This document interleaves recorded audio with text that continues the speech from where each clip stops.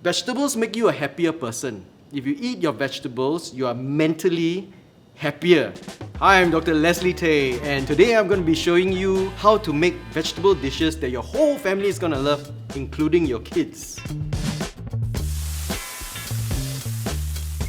This is Sustenir kale.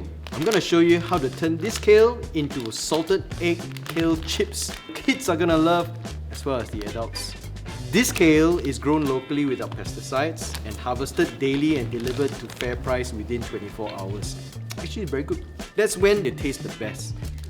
So this part is very important because you really need to make sure you get that oil evenly spread. Kale, to me, really tastes very hard like cardboard, you know. Sustenir's kale is actually thinner, and I would say that it's very different. So if you had a bad experience with kale in the past, right, I think you should try this one. See, it's more like crispy seaweed. So as a kid, I never liked my vegetables either. But one day I was at the Zhi Cha and they made this kailan, just a very simple kailan dish, and it was really good. And ever since then, I've been really open to eating vegetables. Get the salted egg yolk to really get really bubbly. Yeah. Put the kale in so you can hear how crunchy it is. That's it.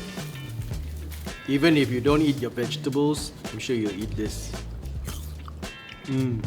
Salted egg. Crispy kale chips with salted egg sauce.